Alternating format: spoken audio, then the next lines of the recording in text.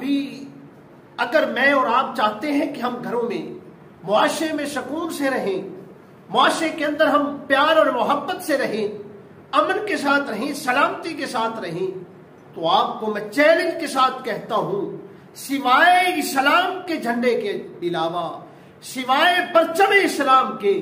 آپ کو کہیں پر بھی چین اور سکون اور راحت نہیں مل سکتی۔ اگر آپ چاہتے ہیں کہ بیٹیوں کی عزت ہو، بیٹیوں کی قدر ہو، بہنوں کی قدر ہو، تو آپ کو اور مجھے اسلام کو اپنانے کی ضرورت ہے، گھروں کے اندر اسلام لانے کی ضرورت ہے۔ اور اگر آپ چاہتے ہیں کہ ہم سکون کے ساتھ زندگی بسر کریں اور ہمارا معاشرہ جو ہے وہ سکون کے ساتھ، امن کے ساتھ زندگی بسر کرے، اور جس طرح کا کچھ دن پہلے یہ واقعہ میاں والی کے اندر ہوا کہ ایک نو مولود بچی کو جو 7 سال کی بچی تھی، اس کو 5 فائر مار کے، 5 فائروں کے ساتھ اس کو قتل کر دیا گیا، اور قتل کرنے والا کوئی کافر نہیں تھا، کوئی غیر مسلم نہیں تھا، کوئی دشمن نہیں تھا، کوئی پرایا نہیں تھا،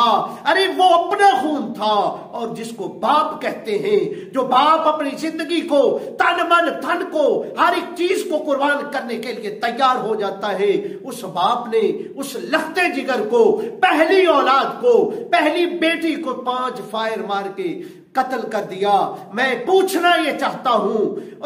تو نے ظالم یہ اتنا بڑا جرم کیسے کر لیا؟ میرے محمد عربی صلی اللہ علیہ وسلم تو جب آپ کی لختے جگر، آپ کی صاحبزادی تشریف لایا کرتی تھی، میرے مصطفیٰ تو کھڑے ہو کر استقبال کیا کرتے تھے، میرے مصطفیٰ تو ہاتھوں کو بوسے دیا کرتے تھے، میرے مصطفیٰ تو فرمایا کرتے تھے کہ فاطمہ میرے جگر کا ٹکڑا ہے، فاطمہ میرا خون ہے۔ ارے تو نے ظالم کیا کر دیا؟ لا الہ الا اللہ محمد الرسول اللہ بھی پڑھنے والا تھا، اور تو نے محمد عربی کے دین کے ساتھ غداری کر ڈالی، تو نے بیٹی کو قتل کر دیا۔ ارے یہ تو کفار کا کام تھا اور دور جاہلیت کی بات تھی، تو پڑھا لکھا نوجوان تھا، لیکن تو نے کیا کر دیا؟ اس کا مطلب یہ ہے کہ صرف پڑھا لکھا ہونا ضروری نہیں ہے، ساتھ میں محمد عربی کا غلام ہونا ضروری ہے، ساتھ میں رسول اللہ کا دین پڑھا ہوا ہونا ضروری ہے۔ جب اس نے دین پڑھا ہوا ہوتا تو اسے پتا ہوتا، اور اس نے محمد عربی کی حدیث کو پڑھا ہوتا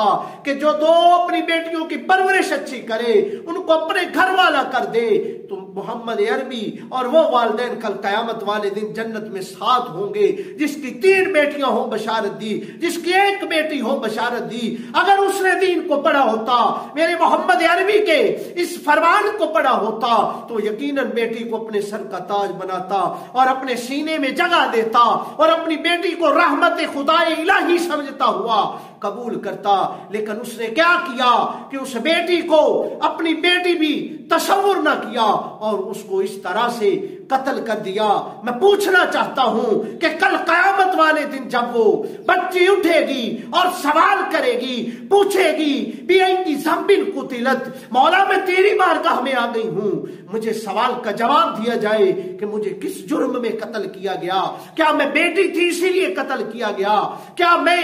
اس کے لیے جنت کی ٹکٹ تھی مجھے اس لیے قتل کیا گیا؟ کیا میں رب تیری طرف سے رحمت تھی اس لیے مجھے قتل کر دیا گیا؟ کیا جواب دے گا؟ کیا وہاں پر منہ دکھائے گا جب وہ بچی پوچھے گی، سوال کرے گی کہ مجھے کس جرم میں قتل کیا گیا؟ میرے دوستو بھائیو، وہ باپ، بدبخت باپ، بد نصیب باپ کیا جواب دے گا کہ میں نے بیٹا نہ ہونے کی وجہ سے بیٹی کو قتل کر دیا؟ میرے دوستو بھائیو، یقیناً یہ اسلام سے دوری کا سبب ہے۔ اگر اسلام سے دوری نہ ہوتی، اسلام کی قربت ہوتی، تو یقیناً وہ ایسا عمل نہ کرتا، بلکہ بیٹی کو اپنی بخشش کا ذریعہ اور سامان سمجھتے ہوئے وہ اپنی بیٹی کی اچھی تربیت کرتا، پرورش کرتا، اس کو تعلیم و تربیت دلاتا، اور اچھی طرح سے پڑھا لکھا کر اسے نکاح کر کے گھر والا کر دیتا، اور یقیناً وہ جنت کا مستحق ٹھہرتا۔ لیکن میرے دوستو بھائیو، یہ کیسا عمل کیا، یہ کیسا سرنگوں کام کیا کہ جس کے ذریعہ سے امت مسلمہ پریشانی کے عالم میں ہے، زبو حالی میں ہے، اس بچی نے جب پہلا فائر اس نے کیا ہوگا تو اس نے کہا تو ہوگا نا بابا مجھے بولنے کی شکت تو نہیں ہے، لیکن اگر بابا